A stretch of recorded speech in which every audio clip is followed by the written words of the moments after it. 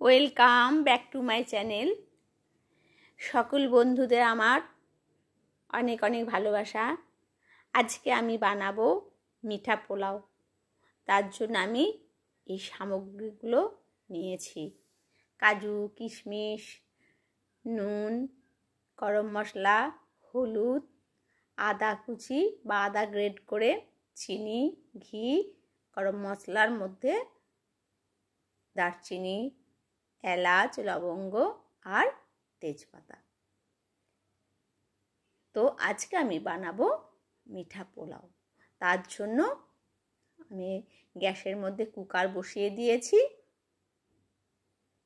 দিয়ে আমি দিয়ে দেব ঘি। ঘিটা আমি 2 চামচ দেব। আর দেব গরম মশলা। গরম মশলার এলাচ, দারচিনি, তেজপাতা হালকা ভেজে নেব।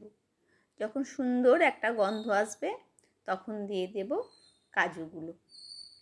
কাজুগুলো দিয়ে হালকা করে নেড়ে নেব, না হলে কাজুগুলো আবার পুড়ে যাবে।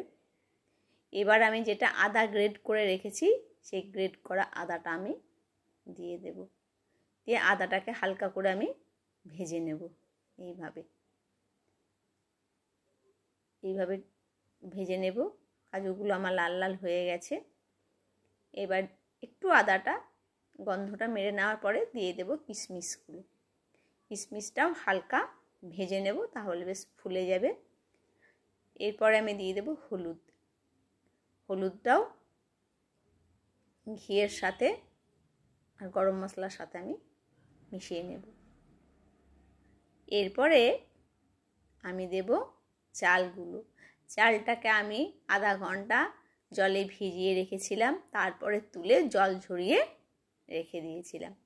চালটাকে 2 মিনিট ভেজে নেব। তাহলে চালটা খুব একটা গলে যাবে না।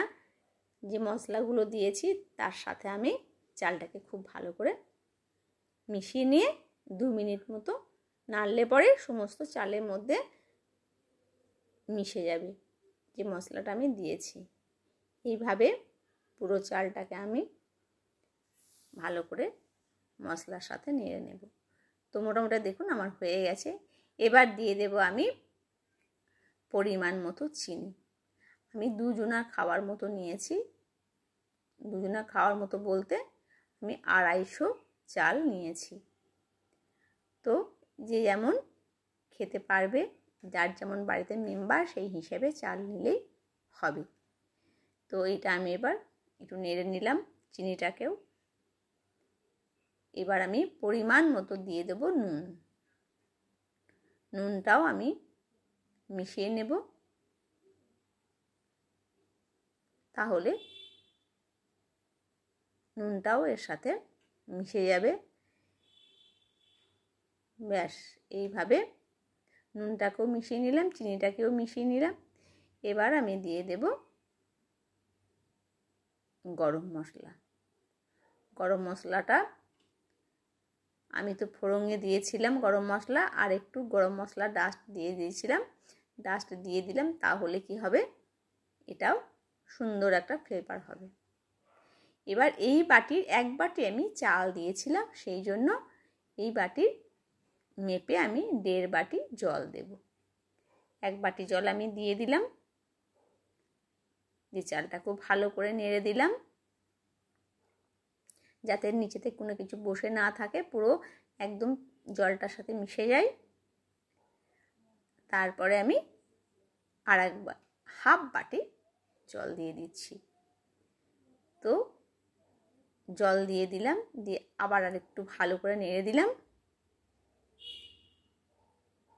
ব্যাস হয়ে গেল। এবার আমি ঢাকনাটা আটকে দেব। ঢাকনাটা আটকে দিলাম, 2টো সিটি দেব, তাহলেই আমার পোলাও রেডি। ব্যাস সিটি আমার পড়ে গেছে। 10 মিনিট পরে আমি যখন ফিরে এলাম তখন দেখলাম যে আমার গ্যাসটাও বেরিয়ে গেছে, মানে ওর ভাপটাও বেরিয়ে গেছে। আর আমি নেড়ে দেখছি পুরো পোলাও একদম ঝরঝরে হয়ে গেছে। আনন্দ করে মজা করে শুভ অনুষ্ঠানে বানান আর সকলকে মজা করে খাওয়ান। আবার দেখা হবে পরবর্তী ভিডিওতে।